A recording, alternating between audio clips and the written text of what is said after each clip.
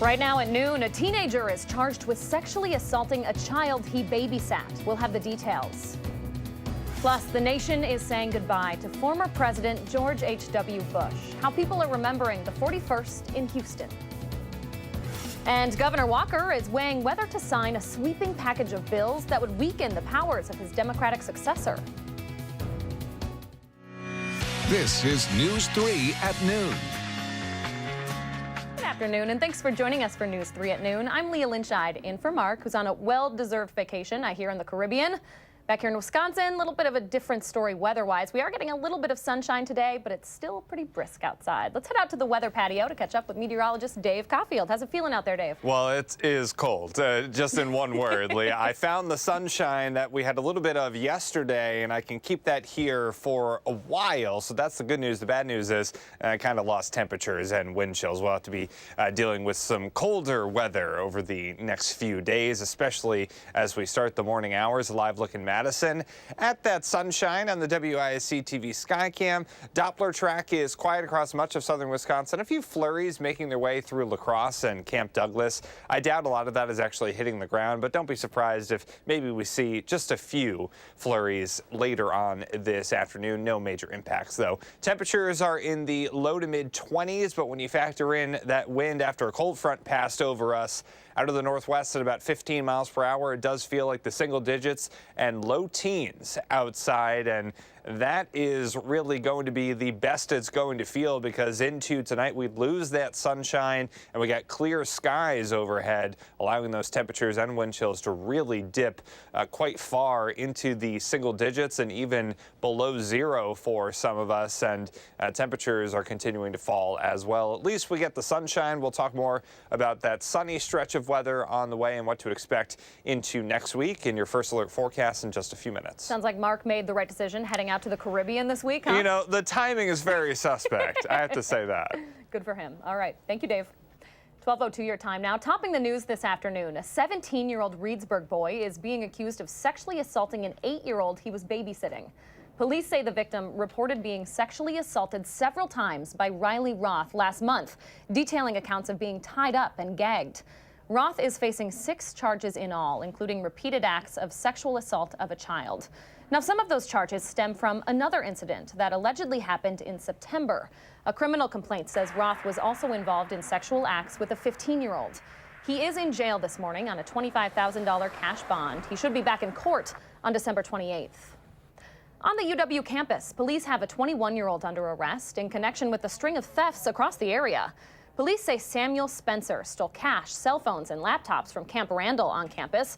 Officers don't think Spencer is a UW student. He's also a suspect in a number of other theft cases across the Dane County area. We are waiting to hear more about other charges from other police departments in the area. In national news this afternoon, President George H.W. Bush will be buried today on the grounds of his presidential library following a funeral in Houston. Mola Langhi is in Texas for today's send-off. We are the Lord's. A final farewell for President George Herbert Walker Bush this morning in his adopted hometown of Houston, Texas.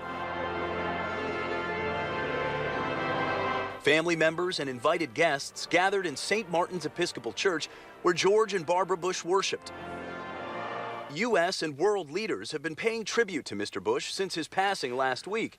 After a lifetime of military and public service, the 41st president is being called the last great soldier statesman. We're here today in the house of the Lord to say goodbye to a man of great faith and great integrity, a truly beautiful human being. People here in Houston have great affection for the Bush family, who lived here for decades and were active community members. They put a major spotlight in the city of Houston. It was, a national, international icon. 41 was a good man. Overnight, Texans filed through the Houston church to say goodbye. It just feels like a family member has passed. The casket, carrying the remains of Mr. Bush, was flown to Texas Wednesday following an emotional state funeral in Washington, D.C. The best father a son or daughter could have.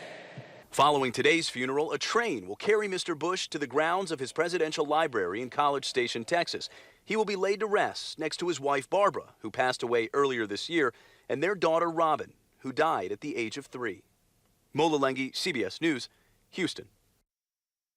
Here in Wisconsin, Governor Scott Walker is back in the state from President Bush's state funeral in D.C. and currently weighing whether to sign a sweeping package of bills that would weaken the powers of his Democratic successor. A spokesperson for Governor Walker says the governor is reviewing those bills that passed early Wednesday morning during a rare lame duck legislative session. The Republican-controlled legislature approved those measures following overnight debate. The spokesperson did not give a time frame for when Walker would act, but the governor has 10 days to take action once the bills are delivered to him. Walker's office did work closely with legislators to craft those measures, but he is getting bipartisan pressure to veto them, including from Democratic Governor-elect Tony Evers. Oscar season is heating up with the announcement this morning of this year's Golden Globe nominations. Christian Bale received a nom for Best Actor for his portrayal of Dick Cheney in the biopic Vice. The movie earned the most nominations with 6 total. The remake of A Star is Born earned 5 nominations, with Bradley Cooper and Lady Gaga getting 2 each. That movie itself was nominated for Best Drama, competing against another musical, Bohemian Rhapsody. On the television side, Ryan Murphy's American Crime Story, The Assassination of Gianni Versace, leads with 4 nominations. Well, still ahead here on News 3 at noon, let's see what Howard's working on in the Mr. Food Test Kitchen. Today we're dressing up an all-time favorite. What is it and what's it dressed in? We'll show you coming up next.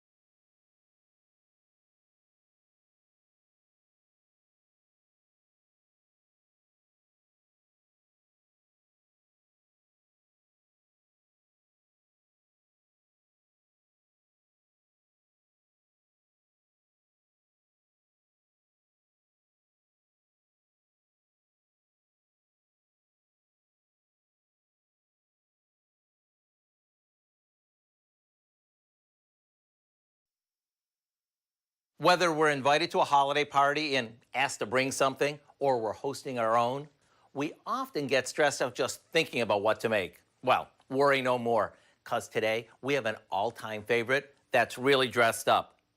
We start by drizzling some melted butter in the bottom of a 9x13 baking dish. On top of that, we sprinkle some chopped walnuts, a bit of honey, and a good amount of brown sugar. We'll set that aside for a sec while we unroll a package of refrigerated crescent dough, which is a lot easier than making your own dough, so it's super convenient. After cutting each piece in thirds, we place a cocktail hot dog or Little Smoky on each piece and roll them up. We place these on top of the brown sugar walnut mixture, making sure we space them out so they have plenty of room to bake. Then just pop them in the oven for about 15 minutes before serving them. That's it. What we end up with is everyone's favorite taken to a whole new level. And when you top these with the ooey gooey goodness from the pan, get ready to hand out the recipe. And as always, you can find it on the station's website or MrFood.com. Just search for Dressed Up Weenie Wellingtons. And as you can imagine, these are always the first to go.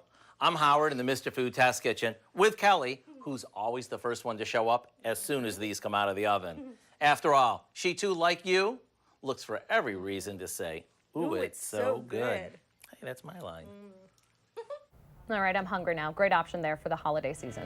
12:10 your time now. There is more to come on News 3 at noon. Up next, it's chilly day across southern Wisconsin. Meteorologist Dave Caulfield's going to have your first alert forecast when we return.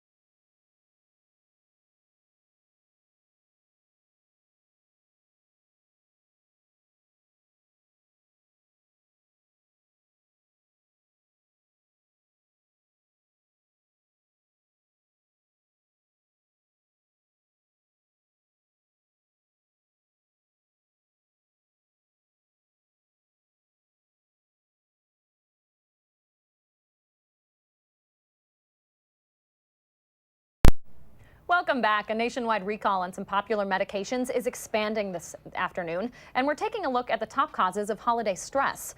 Giovanna Deerpick has more in today's Money Watch report.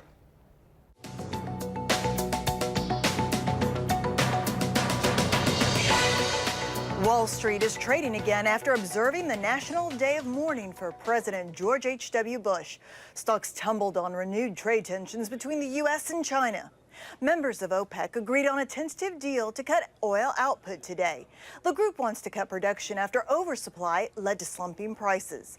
President Trump has urged OPEC to maintain current levels to keep gas prices low. A nationwide recall of some blood pressure medications has now been expanded. Pharmaceutical firm Mylan is pulling the drugs which have valsartan in their name. The company says the medication contains trace amounts of a chemical linked to cancer. The drugs were sold between March of last year and as recently as last month. Mylan says anyone who took the recalled drugs should speak with their doctor. And it can be the most wonderful time of the year, but also the most stressful. A survey from leadership training company Vital Smarts asked people what causes their holiday stress. Coming in at number 1, is keeping up with everything piling up at year's end. Holiday spending, shopping, and attending family events were also mentioned. And physical health rounds out the list of seasonal anxieties. And that's your CBS Money Watch report. For more, head to cbsmoneywatch.com. At the CBS Broadcast Center, I'm Giovanna Dierpick. All right, let's take a look at how Wall Street's doing at this hour. It's been a bit of a roller coaster of a week for investors with lots of uncertainty surrounding the trade war between the U.S. and China. Right now, it's looking like the Dow is down just about 400 points. The NASDAQ also down around 30. 12:15 your time now. Let's check in with Q106 Farm Director Pam Yankee. Pam, twice in a day, morning show and noon. How you doing? Yeah, you got it, kid. We're both lucky on a day like this, and nice to be inside. Yeah, the markets are chilly in my world too, just like on the Dow Jones average. What I find interesting is agriculture has not been drawn into the conversation about intellectual property and some of those kinds of things, technology that have been battled back and forth between the United States and China. But this morning, the CFO of one of China's most major technology companies got arrested in Canada and is being extradited back to the United States. That's got to be about intellectual property and some of our technology innovations. That's part of the reason why the Dow took a nosedive. Fortunately, commodities are trying to come back after losses this morning. I just glanced at my screen. Looks like our corn market is basically back to neutral. Soybeans are still a little bit soft, but back closer to neutral. And the wheat market also trying to restore some level-headedness about what's happening with grain. Our livestock market, just a little bit of a move that you might notice as far as Holstein bulls, and our cow markets, nothing dramatic. But again, whenever I see a penny movement one way or the other, I like to make sure I point it out to you. The interesting conversation that's also going on as far as agriculture in Wisconsin, Wisconsin Farm Technology Days says that in the show year 2021, looks like the state will be running that show. When I say state, I mean board of directors for Wisconsin Farm Technology Days. They're meeting today to decide if they're going to have the show at the Iola Car Show Fairgrounds in Wapaka County or the Jefferson County Fairgrounds in Jefferson. Matt Gluen says that there was no county extension office that felt equipped to step up and host the show 2021, so they'll go that route. But 2022, Clark County has already stepped up and said they'd be happy to host. Barrel cheese in Chicago was down for today at $124 1/4. 40-pound block cheese unchanged at $135. The AA butter 2 1/4 higher at $2.25 a pound. So a little bit of a positive note on the tail end there. The other good thing that we just heard about, Leah, U.S. Ag Secretary Sonny Perdue has decided they are going to make permanent the opportunity for the school lunch and breakfast programs to reintroduce non-fat low-fat 1% flavored milk back into the school lunch system. That had been eliminated in 2012. Sonny Perdue, a big proponent of fluid milk in the school lunch system, making that low-fat option now permanent. Yeah, come on, Pam. This is Wisconsin. We got to have that milk option. It's not just Wisconsin. We want those kids everywhere to be having a little low-fat chocolate milk for lunch if they want it. Now it's back on the options. Big fan of that. All right, Pam, have a good rest of your day.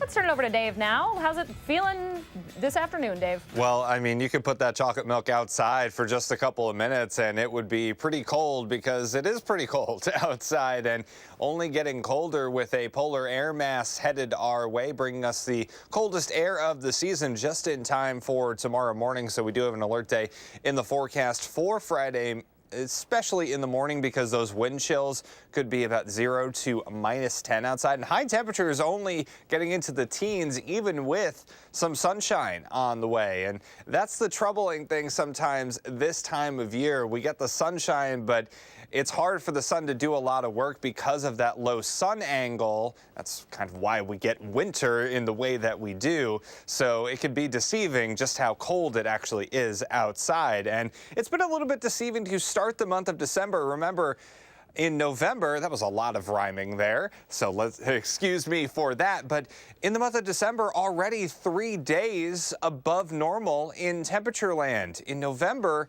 we had about 6 days for the entire month that were at or above normal. So we're already about halfway to that average, and we're running about 2 degrees above where we should. But I think the next couple of days will definitely take care of that. Wind chills right now are in the teens and some single digits across southern Wisconsin. Feels like 11 in Madison, even though those temperatures are still in the low to mid 20s. Cold front passed over us earlier today, and that is causing some breezy northwest winds at about 15 miles per hour.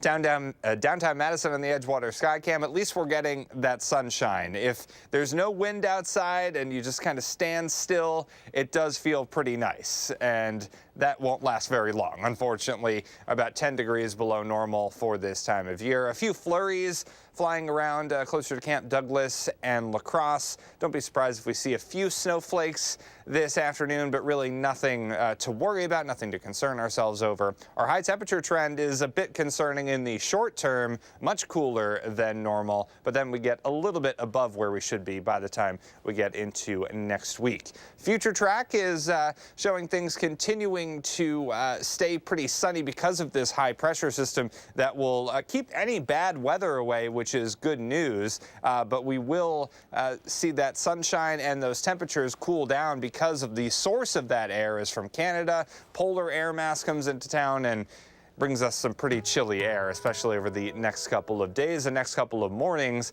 I do think temperatures are back into the 20s and low 30s by the start of next week. Then for the middle of next week, a few rain and snow showers could come our way. We're watching that system closely. Still a little bit too early for specifics there, but I do know that we have a sunny stretch of weather on the way starting, well, right now and into the weekend and the start of next week. So at least I have that bit of good news to share, Leah. I was going to say, Dave, that sun is the only silver lining there. 6 degrees overnight, huh? Whew, yeah, and wind chills of 0 to -10. So Ooh. bundle up tonight, that's for sure. All right, thanks, I think.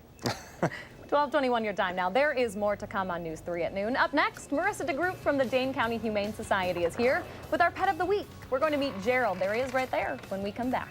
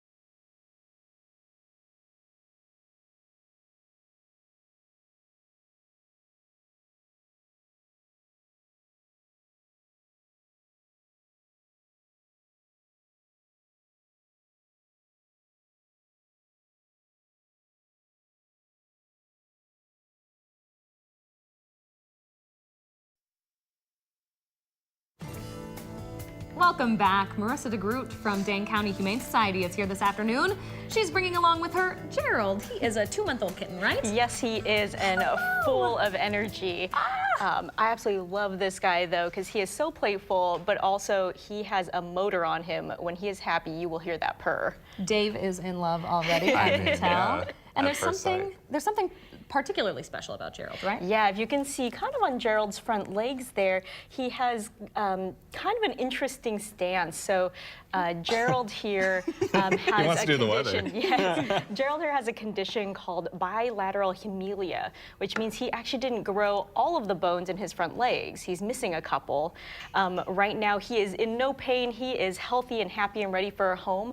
But it is one of those things you want to let your vet know about so they can monitor it as he gets older. You can tell how much energy he has. He's just scattering all over the place. You think he'll be pretty good with families, with other pets? Yeah, I think he's going to fit into a lot of different homes because he is so young. He's going to adapt whether you have other animals in the house, just as long as you have that energy to keep up with this little guy. He's so small. Oh my goodness. But an absolute sweetheart. He loves toys and he loves those snuggles. Oh, Dave, what do you think? Are we taking him home? I mean, I think he smells my cat, which is part of the problem.